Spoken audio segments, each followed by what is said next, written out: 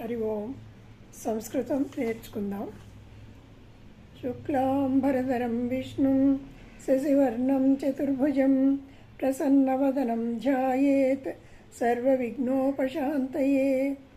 సరస్వతి నమస్తుభ్యం వరదే కామరూపిణి విద్యారంభం కరిష్యామి సిద్ధిర్భవతు మే సదా.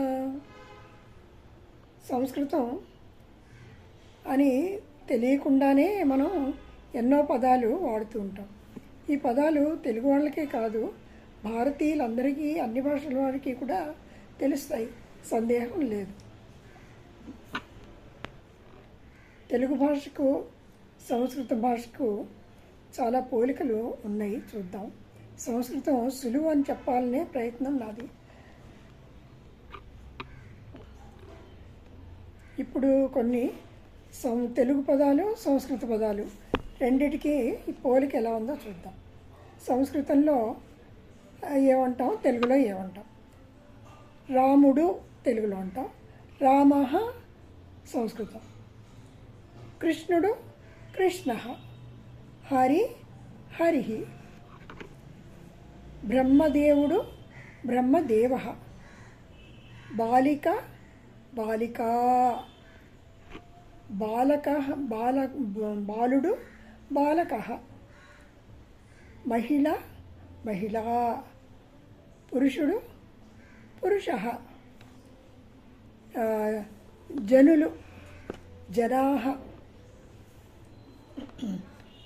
దేవాలయము దేవాలయః, విద్యాలయము విద్యాలయః, విశ్వవిద్యాలయము విశ్వవిద్యాలయః. మనకేంటంటే అక్కడ విసర్గ కనిపిస్తూ ఉంటుంది, ఆహా అని. విసర్గ ఇప్పుడు ముందర అకారం వస్తూ ఉంటుంది. కృష్ణ, గోవింద, రామ, ఇలాగ ఆకారం వచ్చినప్పుడు అన్నీ కూడా అవి పుల్లింగ శబ్దాలే ఉంటాయి సాధారణంగా. అలాగొట్టి మనం గుర్తుపెట్టుకోవచ్చు.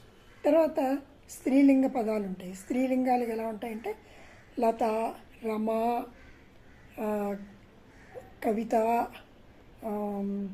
లక్ష్మి, ఈకారాంతం, ఈకారాంతం, ఆకారాంతం కూడా ఉంటాయన్నమాట. సరస్వతి, లక్ష్మీ, పార్వతి, సీత, ఆకారాంతం, సీత, ఇవన్నీ కూడా మనకి స్త్రీలింగాలని తెలుస్తాయి అన్నమాట. ఆకారంతో ఉన్న, ఈకారంతో ఉన్నవి కూడా స్త్రీలింగాలు. కొన్ని ఇంకా వేరే ఉన్నా మనకి మొదట్లో ఇవి తెలుసుకుంటే సరిపోతుంది.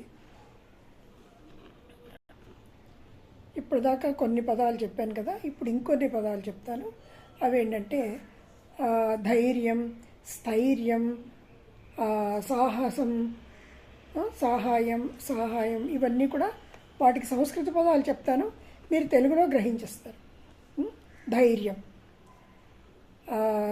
సాహసం, స్థైర్యం, సాహాయం, ఇవన్నీ సంస్కృత పదాలే. విశేష, మనం విశేషం అంటాం కదా, విశేష. సందేహ, సందేహం, సందేహ. బుద్ధి, బుద్ధి. జ్ఞానం, జ్ఞానం కూడా జ్ఞానం. తర్వాత విషయ, విషయం అంటాం కదా, విషయము, విషయ. కాల, కాలం. సమయ, సమయం. ఇవన్నీ కూడా సంస్కృత పదాలే. మనకి ఎక్కడ తెలుగులో కూడా మనం వాడుతూనే ఉంటాం కదా. సో తెలుగు పదాలకి చాలా పోలిక ఉంది, సంస్కృత పదాలే వాడతాం. పూర్వకాలంలో సంస్కృతంలోనే మాట్లాడుకునేవారు. అప్పుడు జనభాష, జనభాష అంటే ఏంటి, ప్రజలు మాట్లాడుకునే భాష. ఇప్పుడు మనం తెలుగు ఎలా మాట్లాడుతున్నామో అలాగే సంస్కృతంలోనే మాట్లాడుకునేవారు. సో పండితులు శ్లోకాలు రాసేవారు, అవన్నీ ఛందోబద్ధంగా ఉంటాయి. అవన్నీ పండితులు చేయగలిగేవారు. కానీ మనం మాట్లాడుకునే, ఇప్పుడు మనం మాట్లాడుకున్నట్టు మాట్లాడే భాష ప్రజలందరూ మాట్లాడేవారు. కొన్ని కారణాల వల్ల మన సంస్కృతాన్ని వెనకబెట్టారు. కానీ ఇప్పుడు మళ్ళీ సంస్కృతం ప్రజల్లోకి వస్తోంది. చాలామంది ఆ ఉత్సాహం చూపిస్తున్నారు, చాలామంది నేర్చుకోవాలని తపన పడుతున్నారు. సో విదేశాల్లో కూడా నేర్చుకుంటున్నారు, అది అందరికీ తెలిసిన విషయమే. సో మనం కూడా ఇప్పుడు ప్రారంభిద్దాం సంస్కృతం నేర్చుకోవడానికి, మాట్లాడడానికి. నాకు మాట్లాడాలని చాలా ఇష్టం. మాట్లాడాలంటే అవతల వాళ్ళకి కూడా సంస్కృతం రావాలి కదా, కొంచెమేనాను. వాళ్ళకి రావాలి, నాకు రావాలి. నాకు అభ్యాసం అవ్వాలి, వాళ్ళకి రావాలి. అలా అన్నప్పుడు ఏంటంటే రెండు వైపుల నుంచి వస్తేనే ఆ భాష ప్రజల్లో ఉంటుంది. లేకపోతే ఒక్కళ్ళకే ఉంటే ఆ భాష ఉపయోగం లేదు. అది వాళ్ళకే స్వంతం అవుతుంది తప్ప వేరే వాళ్ళకి ఉపయోగపడదు అసలు. అందుకని ఏంటంటే మనం ఇతర వాళ్ళకి నేర్పిస్తేనే మనకి ఉపయోగపడుతుంది, అవతల వాళ్ళకి కూడా ఉపయోగపడుతుంది. అలాగే ఎన్ని దానాలు చేసినా మనకి దానం వల్ల మనకి కొంత దానం చేస్తే ధనం తరుగుతుంది, కొంచెం మళ్ళీ రావచ్చు.